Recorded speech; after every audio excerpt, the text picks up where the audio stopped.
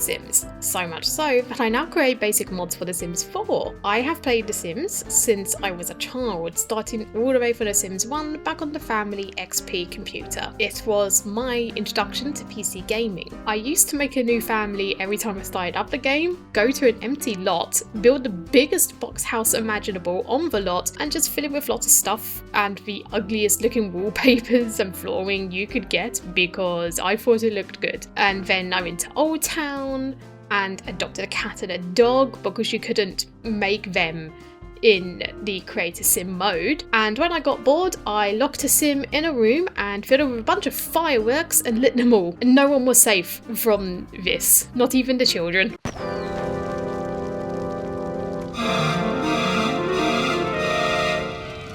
My toxic trait back then was that I just really hated Wesley Crusher from Star Trek as a kid, and I think it was my brother who downloaded an outfit mod for Star Trek into the game. So I just used to create Wesley when I was sad, lock him in a room with rugs and rockets and get him to light them, and if that didn't work, then I filled the room with fireplaces and got him to light those instead.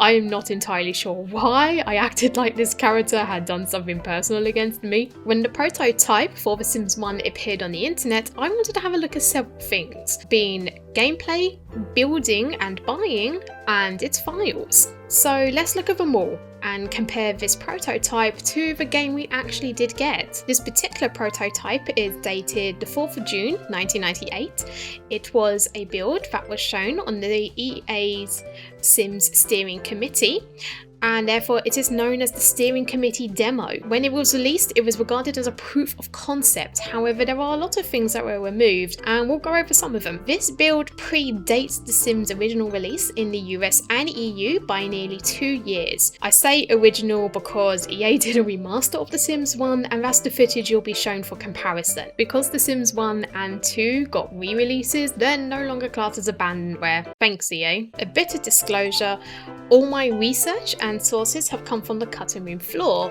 Without that website, this wouldn't be possible. And so a link to the main page of this prototype will be in the description below. Another thing to note is that the font is just not visible. I tried everything to get the font working, including downloading all fonts The Sims 1's final release used in hopes that maybe it was one of those, and it was not happening. I even ran the actual installer via Install Shield and it just wouldn't work. I've done my best at guessing what the words are, but if you give this a go yourself and you do get the font to be visible, then let me know how you did it. With all that out of the way, sit back, relax, and let's explore this build together.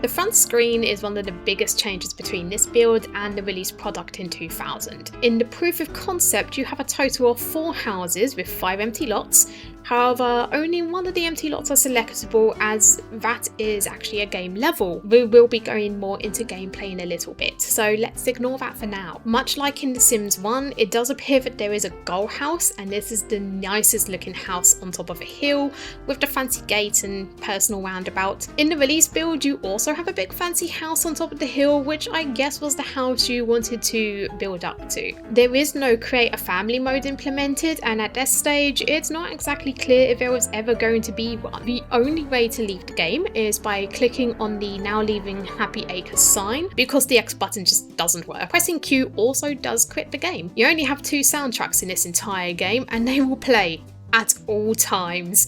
They will play on repeat in live mode, build mode, and buy mode. There is nothing else. We'll listen to the differences to those a little later too. Hovering over a house or a lot will give you a small description of that particular thing, and this is an idea they have kept to some degree in the release game. The only way you can build and buy in this build is by clicking on the game level, so let's move on.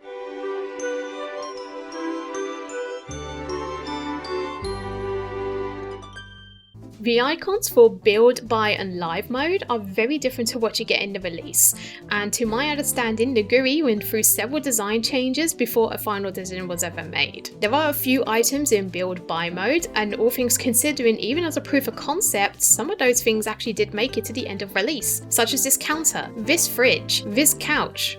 Kinda. Some things are similar too between both games, such as the drywall, the grid system, and even the terrain to some degree. There are limited flooring and wallpapers, and even more limited doors and windows, being there is only one choice, and all other choices are the same and appear to just be placeholder icons. Choice is just an illusion in this build. For building, there is icons for a fireplace, stairs, and even several floors. However, these are not in the game in this build. Other things that have icons but are not in the game yet are roofs and the water icon. If you build and try to place down something invalid, you get a really jarring sound letting you know it's not possible.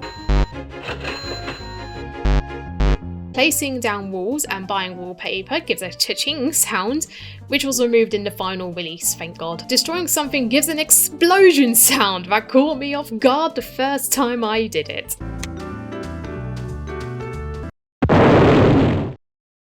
Sims can also be picked up and moved about without cheat codes in this build, so naturally I placed one sim in the road before building. You can raise terrain, flatten it, or dip it, however you cannot dig a hole. So the digging only works if the ground is already raised. I also couldn't flatten this one piece of ground, and now that I think about it, it might have been a me issue. Buy mode also has limited items, and not all of the items made it into the final game.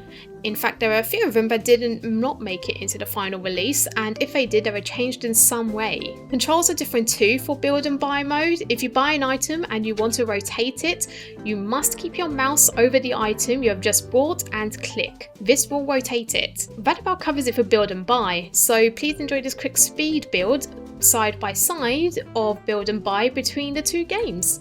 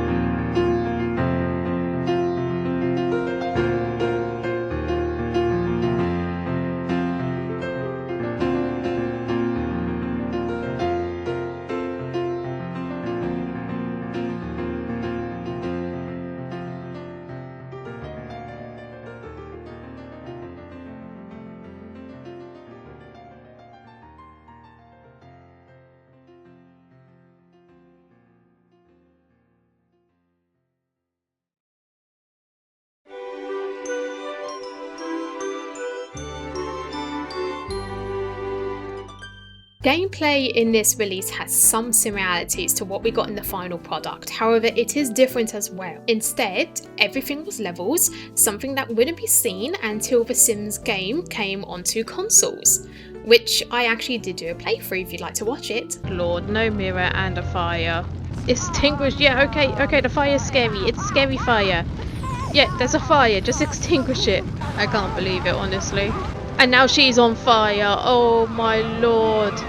Oh my god, extinguish yourself! There are some things you can do in this release. You can shower, go toilet, eat a meal, watch TV, with the options being comedy, horror and romance, which I had to guess by sound alone and squinting my eyes to make out the words. You can sleep and talk to other Sims, although your social interactions are limited. You can't seem to start a fire in this version, as everyone has some sort of cooking level, or it just wasn't programmed in at that time. Speaking of skills, each character has their own skills, as well as other things, such as IQ and interests.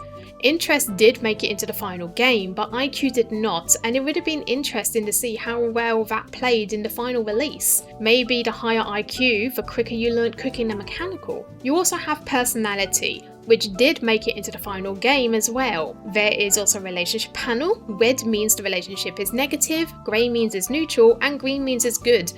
But brighter green means it's love. Each level had its own objectives to pass. Level 4, for example, had the following objective. Okay, architect. 3 rich kids just showed up with a good chunk of cash and an empty lot for a dream house. You have total creative freedom, so go wild. Make a terraces mansion on a hilly lot. Try a humble level on a woodsy lot. Build the worst house imaginable and watch them go slowly nuts. While you're at it, try planning for maximum efficiency. You know you can't resist picking the quickest course in traffic.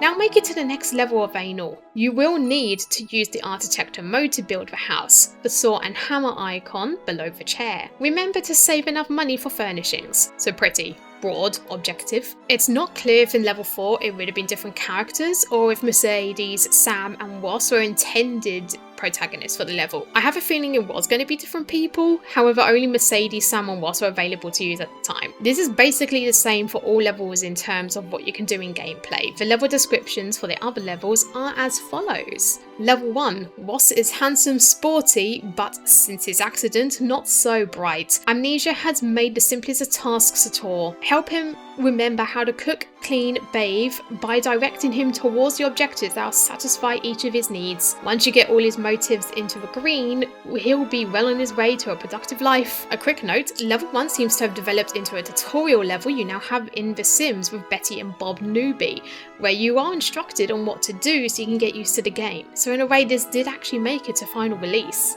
Level 2. Samantha and Mercedes have little to do and a dwindling household account. Mercedes is waiting for an inheritance, but until it comes, it won't be soon, her earning potential is nil. Samantha is an artist and has just found a gallery that'll carry her paintings. She's only productive when her mood is good. Keep her happy and productive and you'll make enough money to score a new toy, something like a stereo, or TV or to do the trick. Level 3. Ross has had a dramatic recovery and is getting around by himself quite well now. As if that wasn't enough, he just scored a spot in a house with 2 women. Samantha is calm, quiet and focused on a thriving artistic career. She's cool and shares a lot of interest with Ross, but maybe slightly standoffish. Mercedes is hot and somewhat ditzy. Help him choose whom to pursue. When you get a kiss, you'll know he's on his way to some fine loving. I did actually complete level 1 in my own time, and once Ross's motives were in the green, I got a pop-up which I assumed told me the level was complete, and then it kicked me to the neighbourhood screen. I'll never know, as I can't read the words. That about wraps it up for gameplay, so enjoy this quick comparison between the two and some interactions.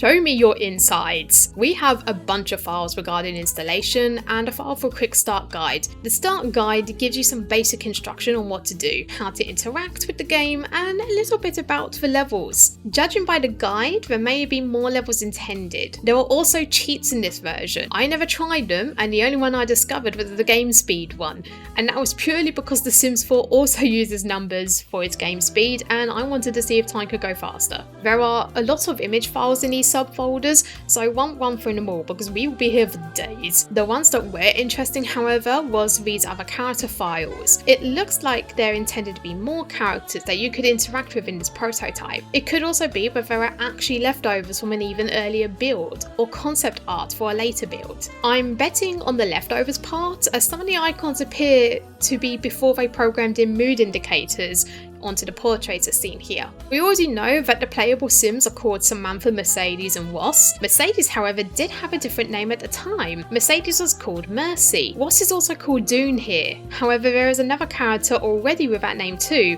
so I think it might have just been a mistake by the developers. For sake of this video, Dune and Was will be two different people entirely. This release has data for the following Sims: Colonel, Duchess, Dune, Was, Fritz, Mercy, who is later Mercedes, Sam, and Sigmoid. This prototype seemingly comes in English and German only. I did have a look at the IXF files, but Notepad isn't really designed to read IXF files, so it was just a different language altogether. I did throw it through Google Translate for fun and got this. That's more likely a byproduct of the file not being readable by Notepad rather than being intentional. We also have pictures for the lot and house descriptions, as well as cards for the level showing how it looks before completion, and then a card showing it was complete. I have a feeling the complete card was never programmed in, or if it was, it may have been bugged, as I completed level 1 and the card doesn't show. All other folders show what the catalogue will be using, as well as what build, buy and live icons will be. As I said earlier, there are 2 soundtracks in this build.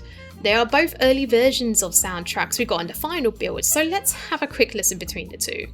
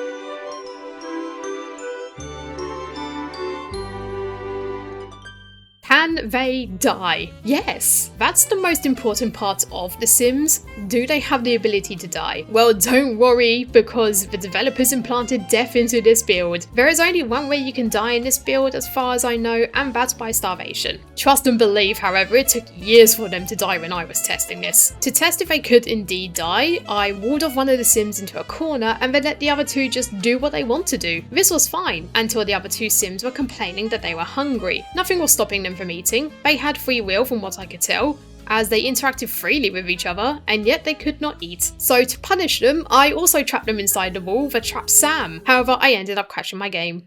So I did it again, except I made sure that the entire space was empty, so when I moved the Sims in, they weren't on top of anything. And then I just let the game run. It took ages. They complained about being hungry all the time and being tired. They bullied each other and started to hate each other with a passion as they stayed locked up in their four-walled prison. They had bladders of steel and would not relieve themselves in that room. Instead, they just opted to fall asleep on the floor and then bully each other more when they woke up. Occasionally, it cried about being in a bad mood, which honestly is so real. I just let the game continue on for Speed 4 until it finally happened. Russ died, but because I was on Speed 4, I had missed it, and so I needed to let it run again with the next sim who was close to death, and slow down time so that I could witness it myself this time. I then clicked on Russ's portrait to see what would happen, and he just popped back into existence. Eventually it happened again. Sam was the next one to die. And honestly, I quite like this animation for starvation. She just kind of crawled onto the floor, curled up and died. There is no sound to tell you they have passed away, nor do you get a notification. However, I'm actually just surprised that they thought that far ahead to begin with and started to implement death into the game. It's actually kind of a cool thing seeing it in a build that's seen as a proof of concept. And that's really it between the Sims prototype and the final release. It was honestly quite cool having explored this game and its files and just seeing how much was actually implemented into it, even though it was very clearly in its early stages of development. Who would have thought by the proof of concept name? I hope you found this video interesting. Let me know if you will enjoy these type of commentary videos, because I actually really enjoy making this. They're a nice little break from my Let's Play content. As always, remember to stay safe and stay healthy, and I will see you all next time. Goodbye for now.